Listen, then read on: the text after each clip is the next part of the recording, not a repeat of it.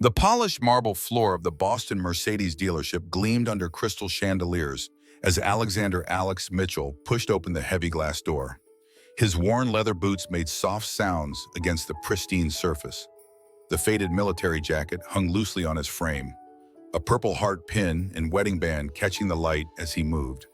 Three sales associates near the front desk paused their conversation, exchanging glances as he approached. The showroom hushed, conversations dropping to whispers as if sensing an intrusion upon their perfect world of luxury and status. Miranda Hale Farsain, the silver-haired manager with 20 years of luxury sales experience, straightened her designer blazer and watched with narrowed eyes. Beside her, James Carter adjusted his tie, a smirk playing at the corners of his mouth. Only Riley Thompson, the youngest associate, noticed the military insignia on Alex's jacket, hesitation crossing their features as recognition flickered momentarily in their eyes.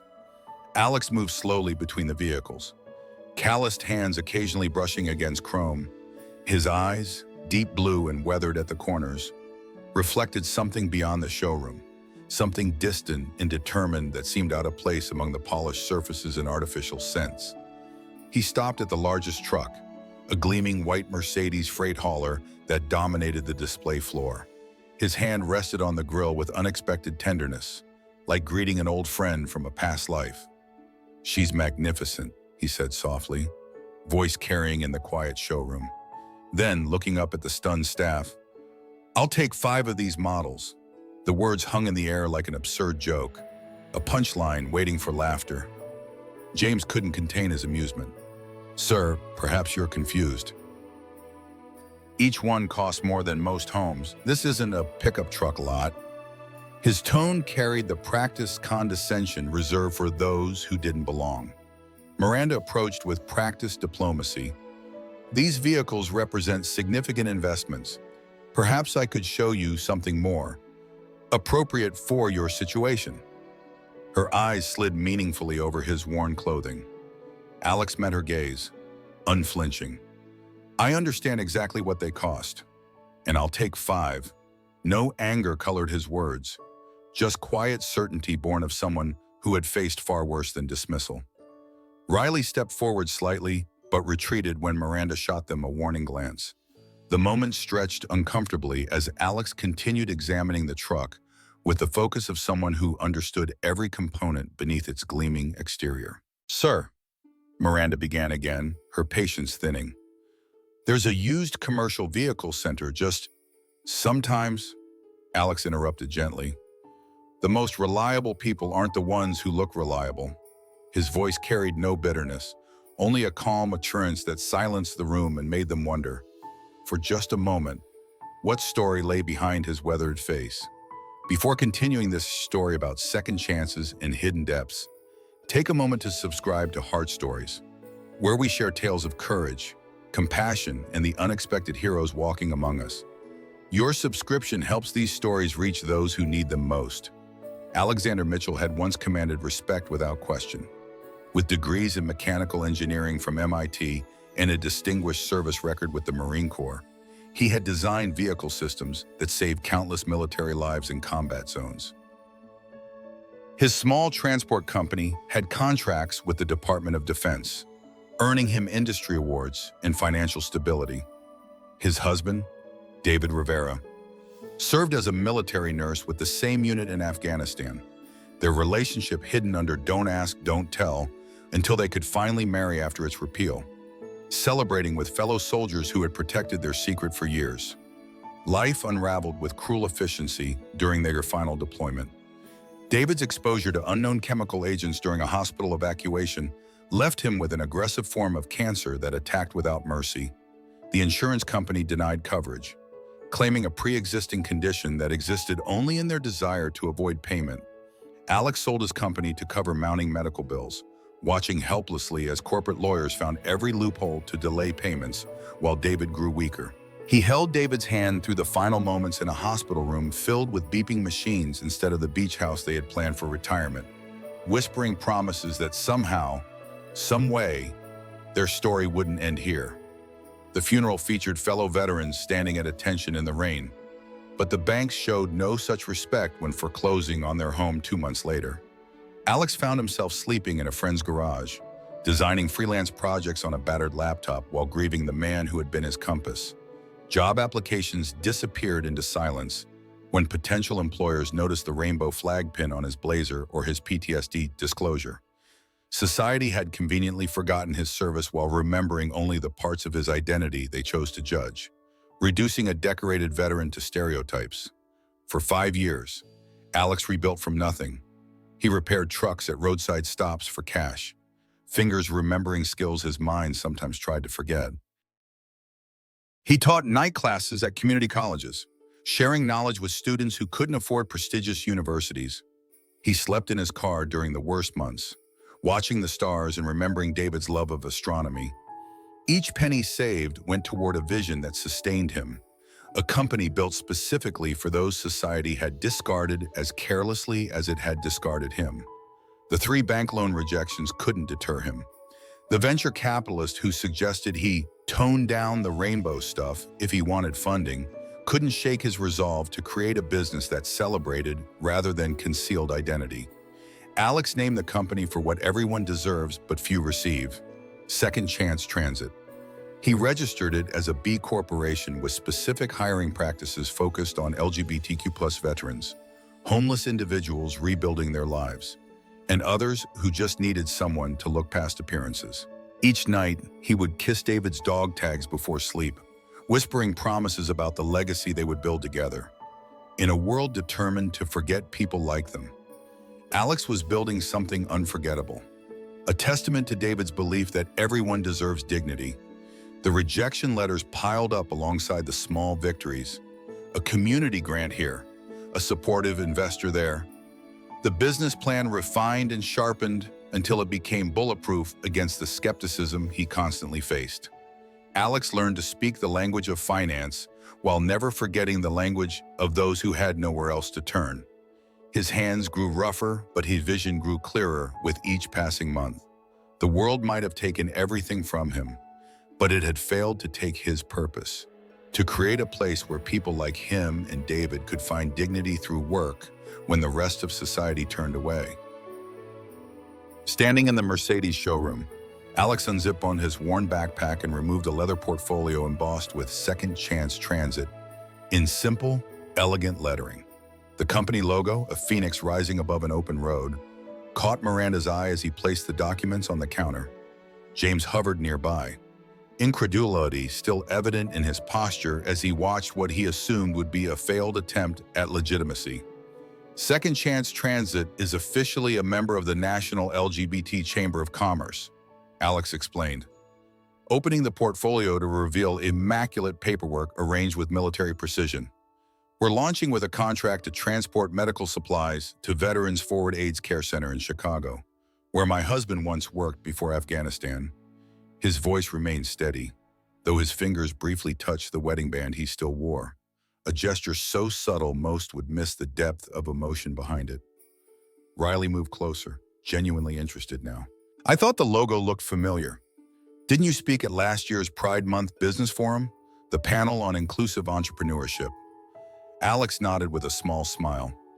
That was early days, when this was still more dream than reality. He turned back to Miranda, who was examining the purchase order with growing confusion. The Mercedes Actros series has the fuel efficiency and reliability we need for long-haul medical supply transport. My husband always said that if he could choose any truck to drive cross-country, it would be a Mercedes. The memory seemed to briefly soften his features. Miranda's finger stopped at the authorization signature. How did you get Marcus Reynolds to sign off? He only approves major fleet purchases personally. Most clients never even speak with him. Marcus was my student at the Technical Military Academy, Alex said quietly. Later, we served in the same region in Afghanistan. I helped evacuate his unit during an ambush outside Kabul. The simple statement held volumes of unspoken history. James interrupted. We'll need to verify all this, of course. His tone suggested he still expected to find a flaw in the facade. Of course, Alex agreed. I wouldn't expect anything less. I've brought the complete financial documentation and business registration. Second Chance Transit is fully funded for this purchase. His confidence wasn't bravado. It was the certainty of someone who had anticipated every obstacle. Miranda made several calls, her expression shifting from skepticism to surprise with each conversation. The showroom's atmosphere changed as staff members realized they weren't dealing with a delusional dreamer, but with someone who had meticulously prepared for this moment. Other associates began to drift closer, curious about the man they had dismissed minutes earlier. Our first routes will employ drivers who've struggled to find work elsewhere. A transgender woman who lived in her car for 2 years, a veteran with PTSD who couldn't readjust to civilian life, and 3 others with similar stories. These trucks aren't just vehicles, they're second chances. The passion in his voice was subdued but unmistakable. As Alex spoke, Miranda noticed something she'd missed before. The quiet dignity that no amount of hardship had managed to erase. The kind of strength that doesn't need to announce itself with expensive clothes or loud declarations. It was the same quality she'd seen in her father, who had worked 2 jobs to put her through college without ever complaining. She felt the first stirrings of shame about her initial dismissal, realizing how easily she had categorized him based on appearance alone, the very thing Alex's company was fighting against. Verification calls continued as Miranda spoke with Marcus Reynolds directly. Her office door was closed, but the staff could see her expression through the glass walls. Surprise, then understanding, then something approaching reverence. When she emerged, her professional demeanor had softened considerably, replaced by genuine respect. "Mr. Mitchell, your paperwork is in order. Marcus speaks very highly of you." She hesitated. "He mentioned you saved his life twice, once in Kabul and once when you helped his son get into recovery for addiction. He says he owes his family to you." Alex shook his head. "Marcus gives me too much credit. His son did the hard work himself." He glanced at the trucks again. "I never used that connection until the business was ready. Everything had to be earned, not given." The principle seemed to guide his entire approach to rebuilding his life. James remained skeptical, reviewing the financial documents repeatedly. "The funding sources check out," he admitted reluctantly. "All 5 vehicles will be purchased outright. No financing required." His confusion was evident. The puzzle pieces didn't fit his preconceptions. Riley stepped forward. "I recognized you earlier but wasn't sure. Your speech at last year's business forum changed my perspective. That's why I applied to work here. You said luxury brands have a responsibility to be accessible to all successful businesses, not just those that look the part." Their admiration was unguarded. Alex smiled genuinely for the first time. "I remember. You asked a question about inclusive marketing strategies. It was thoughtful." The moment of connection seemed to lift a weight from his shoulders. Miranda gestured toward her office. "Let's discuss the details of your purchase more comfortably. I believe we owe you an apology for our initial reception." The acknowledgement came with sincere regret. As they walked, Alex noticed the subtle shift in the showroom's atmosphere. The whispers had transformed from mockery to curiosity. The same people who had dismissed him were now watching with newfound respect. It wasn't the validation he sought, but it reinforced what David had always told him. Change happens one person at a time, one interaction at a time. Inside Miranda's office, the conversation extended beyond business. She shared her own story of struggle as one of the first female managers in luxury auto sales, facing skepticism and harassment. Alex explained how Second Chance Transit's business model created a sustainable cycle. Each employee eventually became part owner, ensuring everyone had a stake in success and dignity in their work. "The trucks will display our logo, but the real statement is who's behind the wheel," Alex explained.